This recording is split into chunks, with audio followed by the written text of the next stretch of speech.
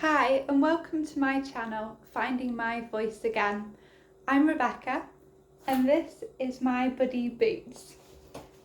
This channel is about my experience and journey of having dysphonia, and this is episode 3 where I'm going to be discussing voice therapy as a form of one of the treatments that I have gone through to help with my dysphonia recovery. If you'd like to know a bit more about me and Boots, I do recommend that you watch episode 1, which is an introduction to me and my dysphonia, as this will just add a bit of context for all of my other videos. So I've done 2 types of voice therapy. So I've had NHS voice therapy. I only needed 1 session with that, but it was an absolutely fascinating session where once again I had a fibrillongoscopy. Always hope that I say that word right, which is where they put a little tube through your nose and then down your throat so that you can see the vocal cords.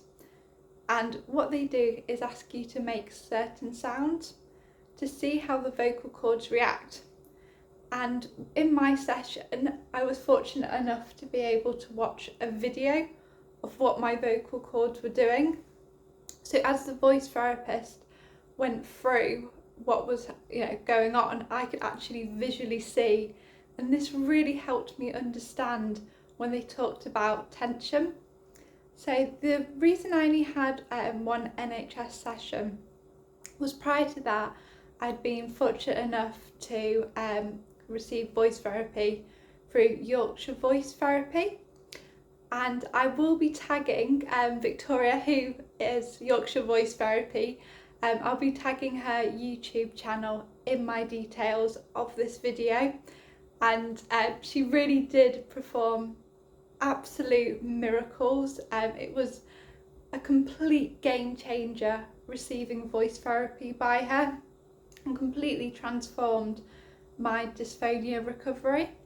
So I went to Yorkshire Voice Therapy in November last year, and as of last week I've had my final session with Victoria, so this video really feels like the right time to be covering everything that I've gone through with Victoria, thanks to her help.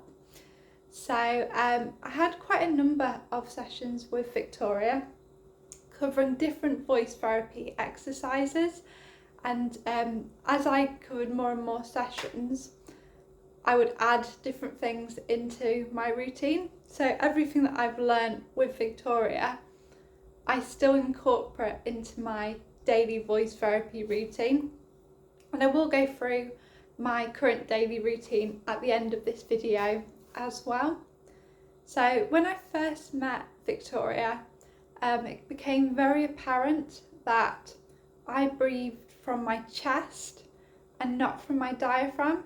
So I didn't do diaphragmic breathing, which is the correct type of breathing you should be doing to support the use of your voice. So the very first thing we did was work on my breathing and moving it from chest to predominantly my diaphragm.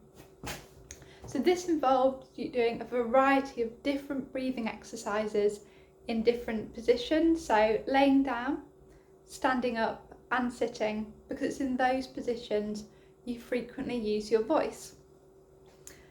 So what I found probably the hardest out of all my voice therapy exercises was the breathing, which sounds so bizarre because it's something you do so naturally.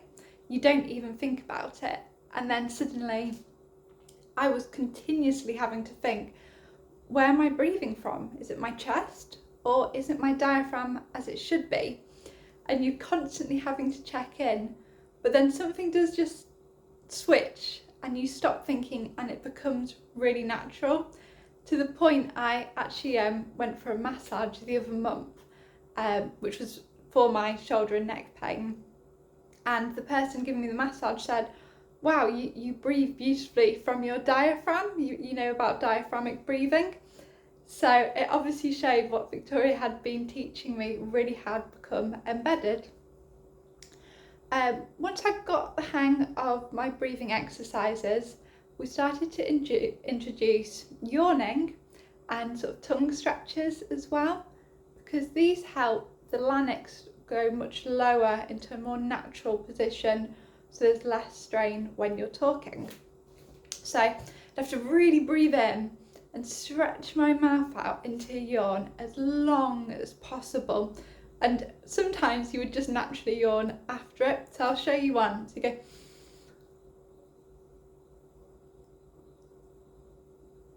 And you can see there my tongue's forward. Nice big breath in right through the diaphragm and a lovely long stretch pulling the larynx down. And I was doing around 20-25 yawns a day. And the tongue stretches were about putting the tongue out as far as possible to relax this area, and also using your tongue to brush your teeth. So all around the mouth like that. And now I can stretch my tongue out massively as well. So look. And this all feels very abnormal to do at the beginning, but actually learning these things will help with future exercises. And you do get to a point where you really don't mind if people see you really excessively yawning and you just have to politely cover your mouth.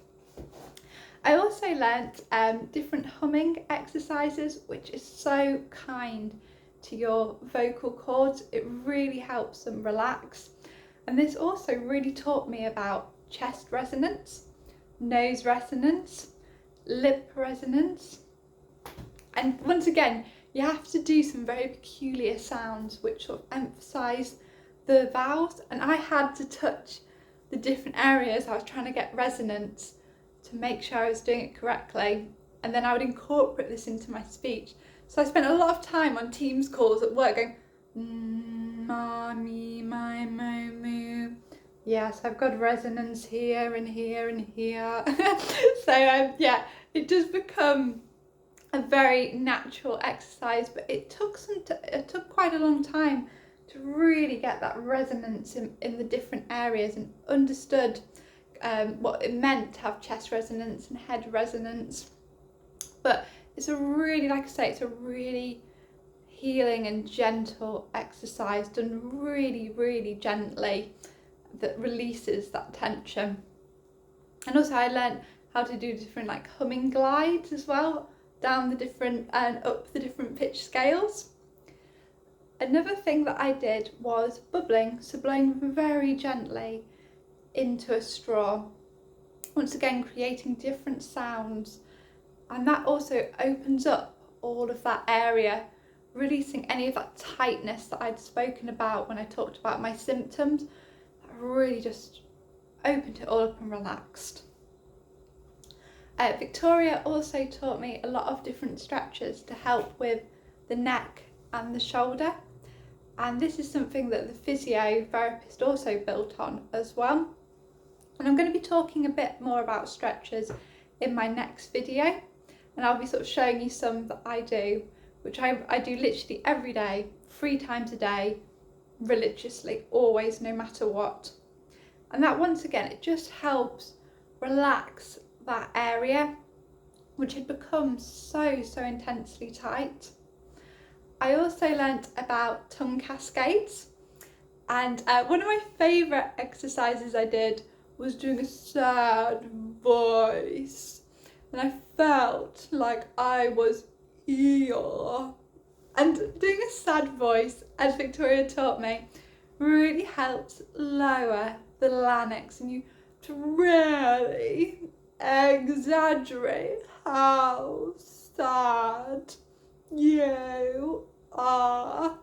And I'm sure you're watching this video laughing your head off, but it does work, because once again it's creating the relaxation in the larynx to lower itself, and that's always the aim when your larynx has got so high.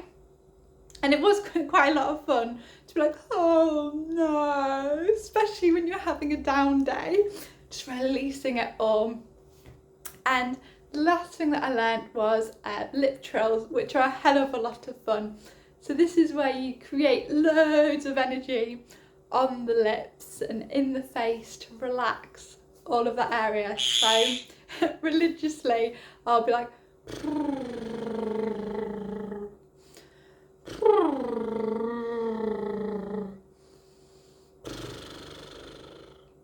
like a horse on a hot day.